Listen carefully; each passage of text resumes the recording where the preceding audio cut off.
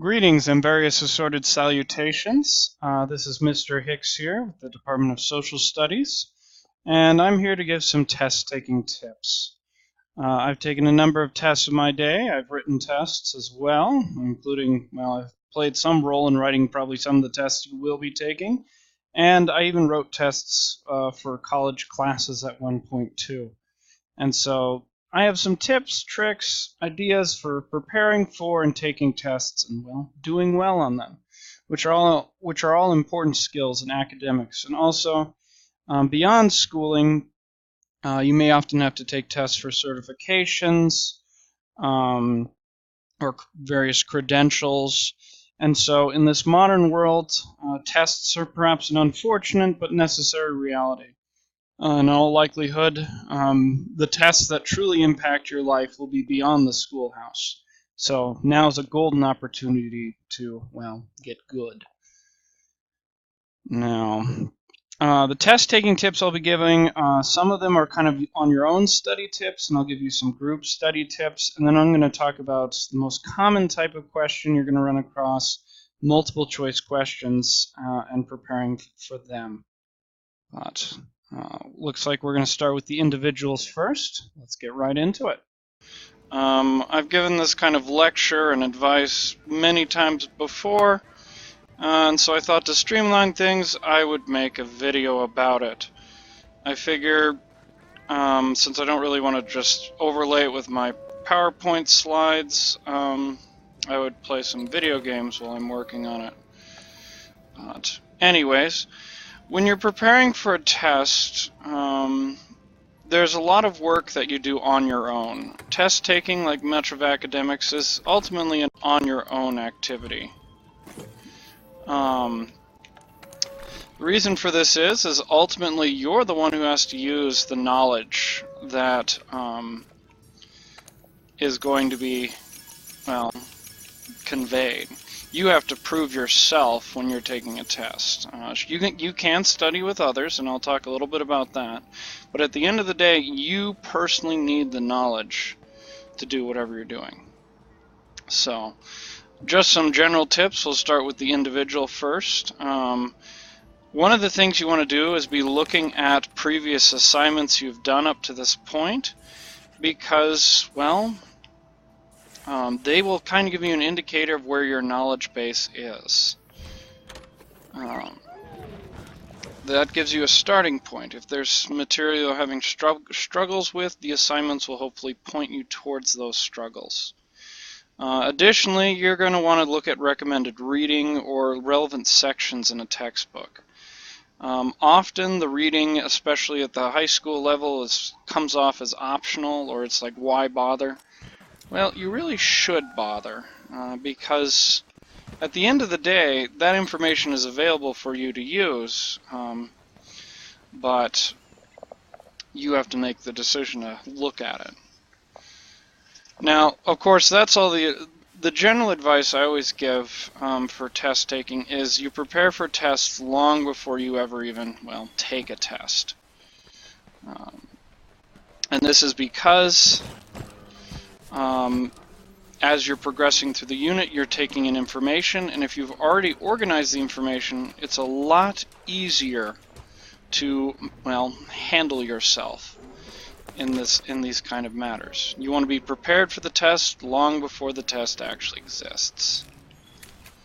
But anyways, the other advice that I like to consider when tests are actually coming out, when you've got a test scheduled, you want to figure out what is going to be on that test. Ideally, you can try and know that information before you ever take the test. I'm going to hunt a Devil Joe while we're doing this. This should be amusing. Anyways, so right away try and figure out what's going to be on the test. If you can, and if you're lucky, some classes will give you the information before you even start the unit, which is a golden opportunity, because then you can organize your notes around it. However, if you find out about the test information later on, that's okay too, because at least then you still have a way to organize your notes. That's kind of the idea. You want to organize your notes and the assignments you get back to help you, well, build up the knowledge you need for that test. If there's a study guide, you want to take time to work through it and ask the teacher for questions for clarification on things you don't quite understand, or if you miss things on assignments and you're not really able to figure out why you're missing those things, you want to take the time and figure out what to do. Now, before we get to phase 2, I've got a monster hunt. I seem to have gotten his attention. Howdy. Anyways, when we're talking about test-taking tips, we're going to see how well this goes. Devil Joe probably was not a smart idea. I need to do more damage. Anyways, when we're talking about the test, there's a physical aspect to test-taking. The test-taking in academics is not just an intellectual exercise. Is not just an intellectual exercise, it's also a physical one.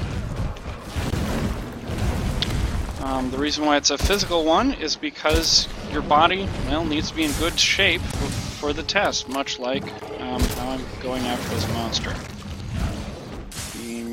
He's getting lazy. He usually does 3.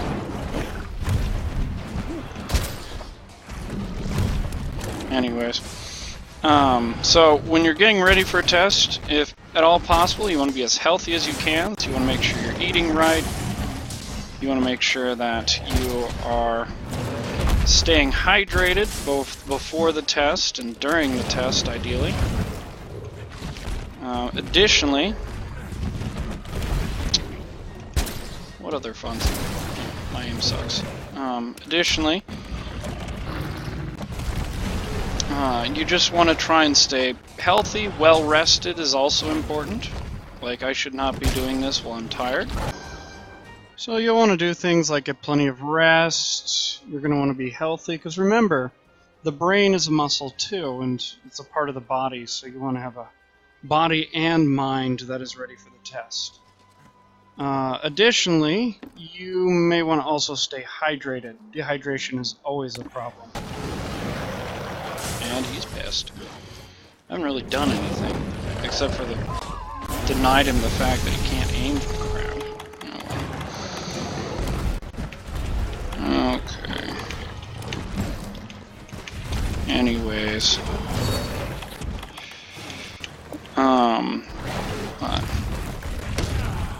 That is how test preparation works. Now, when you're at all this that I've been talking about up to this point is preparations for a test. When you actually walk into the test room, one of the things you're going to want to do is listen to the instructions. Oh, what are you doing? Get back here. You want to listen to the instructions provided, and you want to make sure that you understand them. Yes, most of the time the instructions are very generic, but you still want to take the time to go through them and make sure that there's no odd loopholes or things like that. Most of the time there won't be anything suspicious, but it's a way to kind of organize your thoughts. What is... Ow, that smarted. Also, you want to make sure that you are... That smarts.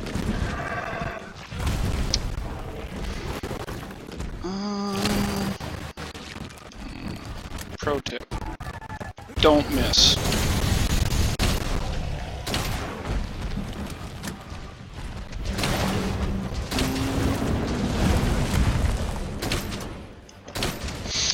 Right.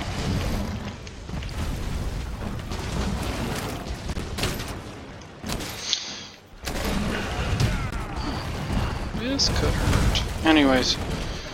Now let's talk more about the specialties. Ooh. Actually, I might be a bit busy.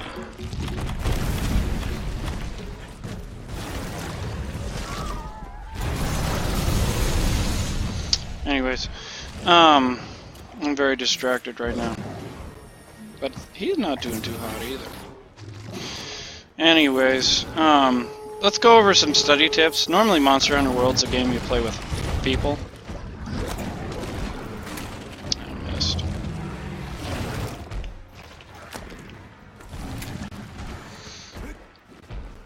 Yeah.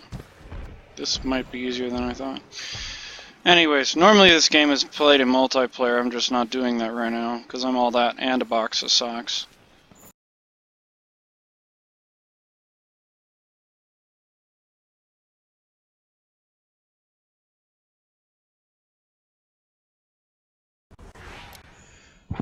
Okay, so unfortunately I had some issues. My game footage crashed. I did finish the hunt, but the recording footage, well, ran into some errors, and then I got a phone call and I got distracted.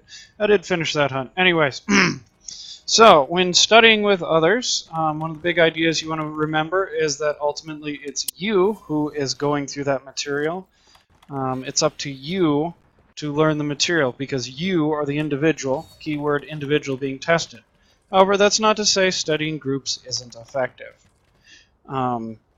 Some of the things that people benefit from is comparing notes. That's probably one of the most obvious things. What many people discover is that, in fact, different people take different emphasis on certain parts of notes. And this is just natural habit of how people different people observe different things, and so when you take a cross-section of groups' notes, you might find that different people caught different details, and that can sometimes help a lot. Or they took notes that are looking at things in a different way. So another thing you can do is compare assignments. The point of doing that is to kind of look at things and say, okay, if we're trying to build a perfect assignment, we'll look at one member's grade versus another member's grade. Maybe one missed a few that another one caught. And so you can really use this collaborative force to combine information, but it requires everyone to be bringing something to the table. No. Now, one of the other things that helps a lot of students is teaching each other concepts.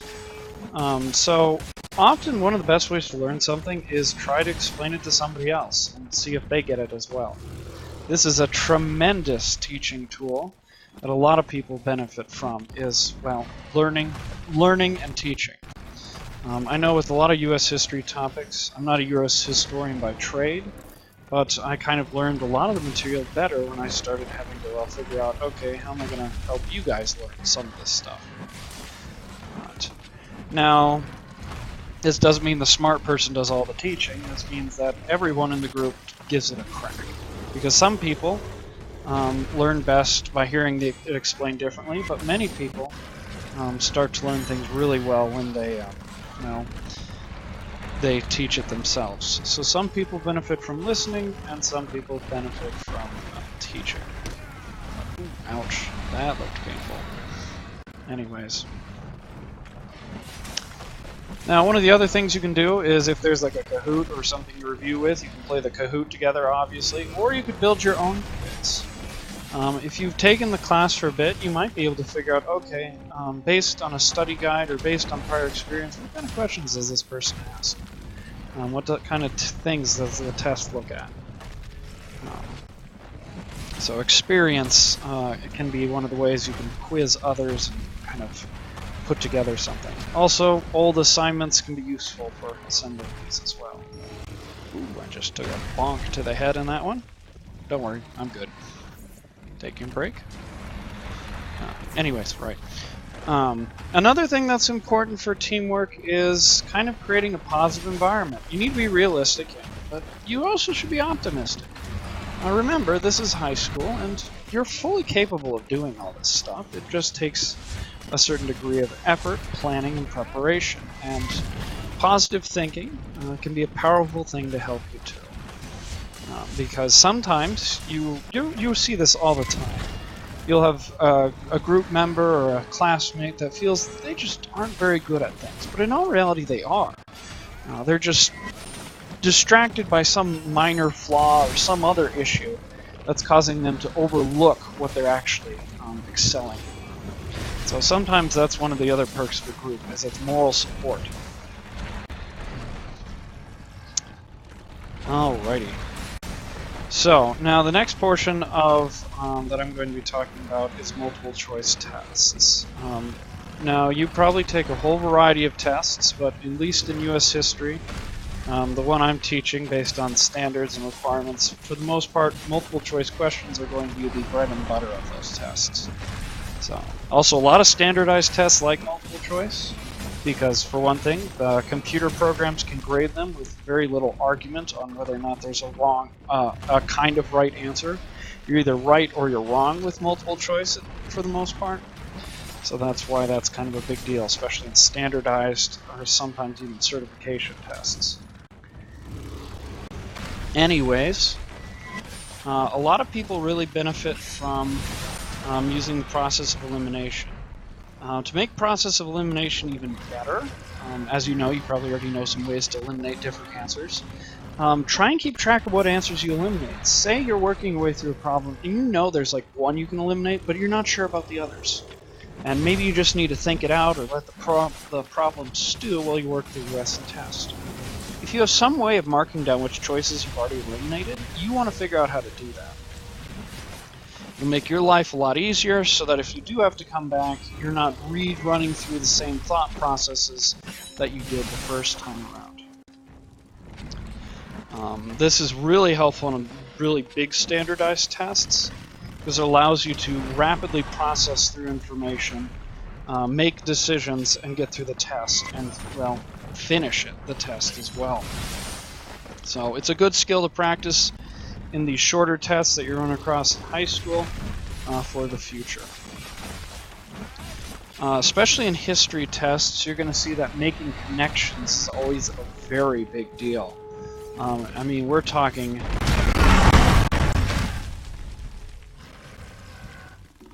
Oh, ow, that hurt. Making connections is often a big deal in history question tests. The reason why this is a big deal is often in history tests you'll find different concepts or ideas re-asked in a different way, or in many cases you're going to see them being, you'll maybe have a thought that comes up later and you're looking at different choice test portions of the test and choices. And it might help you realize, oh, that's important. And so often if you're having troubles with a question, feel free to move forward. There's nothing wrong with coming back to a question because maybe a future question will help you better understand it. But no, one test strategy a lot of people like to use also is considering the idea of distractors. Now this is one of those ideas that comes from people who write tests, which this is to say you're not going to hear this in a normal study tip.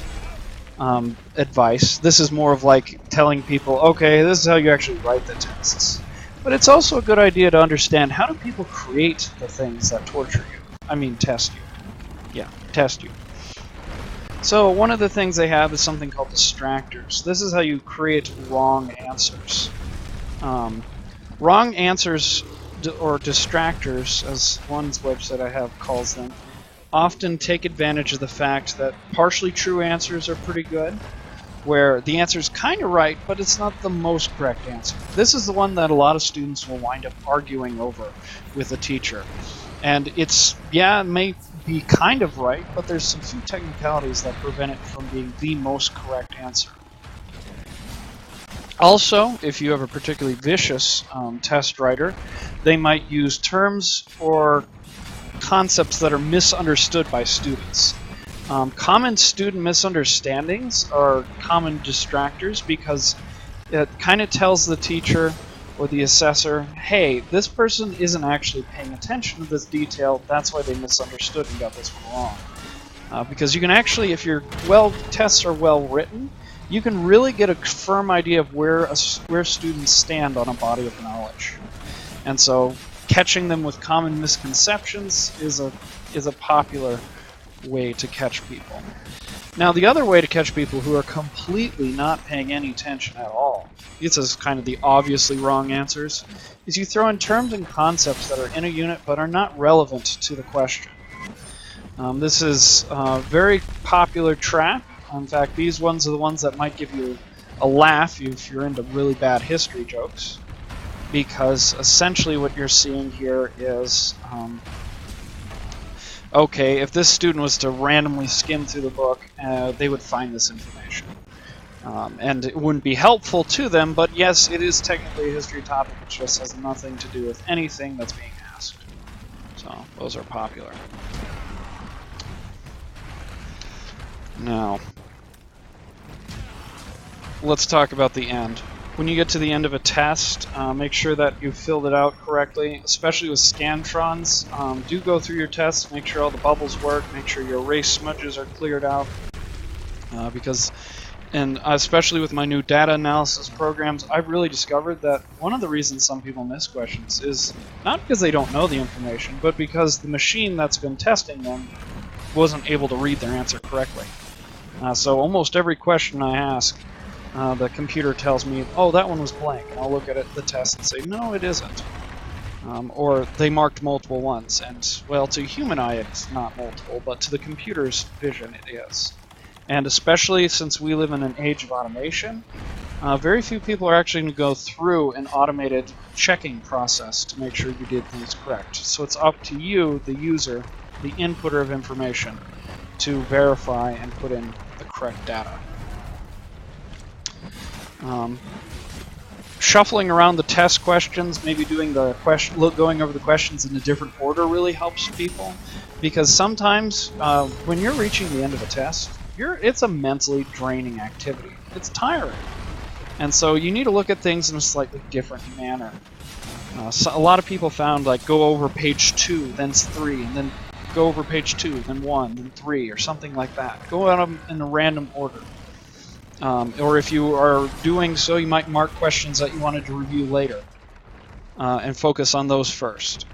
You want to go over the test questions as much as possible, but you don't want to overdo it, because there's some people who run into the next problem on this next slide. Do I go with my gut choice? This is a tricky question, because, you know, some people say go on your first instinct for the correct answer, and some people say you should question. And really, quite frankly, I haven't looked at the data, but I don't know which way to go with it. It kind of depends on your subject. I mean, me personally, I can go with my gut on history concepts for the most part. But when I start diving into things like, what's a good example? When I dive into things like science or math, I'm tempted to go with my reasoning. But sometimes that gut feeling I have is based on inaccurate feelings. My gut is not as good at science as it is, say, history. But no, so you got to look at what you've done in the past to get a feeling for how your gut feels. You got to do your own historical analysis to understand how to test better. Alrighty, the next problem a lot of people run into is test anxiety. I don't really know how to overcome this, because while I've had test anxiety, I'm often more excited when I'm getting into a test. I kind of see it as going into a battle. That's probably why I like Monster Hunter World so much. It's because it's a challenge, and I look forward to the test. But in my defense, the last few tests I've taken, they're ones I've walked into willingly and knowingly coming into the content, knowing what I'm doing. Essentially what I developed when I was in college was an incredibly high sense of confidence that helped me push through. Some people find different methods of coping. I recommend looking up your own ways and looking at your own life. For one thing, how I managed stress generally when I was in college, undergrad, is I played video games. But it all depends on who you are and what works for you. But that's up to you. Psychology class might help you with that. Anyways, so the last major topic to talk about. I hear this one a lot. If I had $1 for every time I heard I am bad at tests, or my son or daughter or my child is bad at tests, I would not have to be a teacher. I would be making money independently off of that. The thing about tests is test taking is an art and a skill, and you just have to kind of get used to it. Practice helps. High school is a good way to practice getting used to taking tests. Using regular study habits. If you're preparing for a test long before it ever begins, you're more ready. And developing a sense of confidence. Unfortunately, that one may take a while to develop if you don't have a personal history of a strong testing ability. But that's okay, because how do you start? How do you build a history? You start by working in the present. So I'm hoping that these testing tips give you some comfort and give you some idea of how to approach things. Since that's about all I've got, I'm going to just stop talking for this remaining part and let the video run out. Spoiler alert, I'm awesome.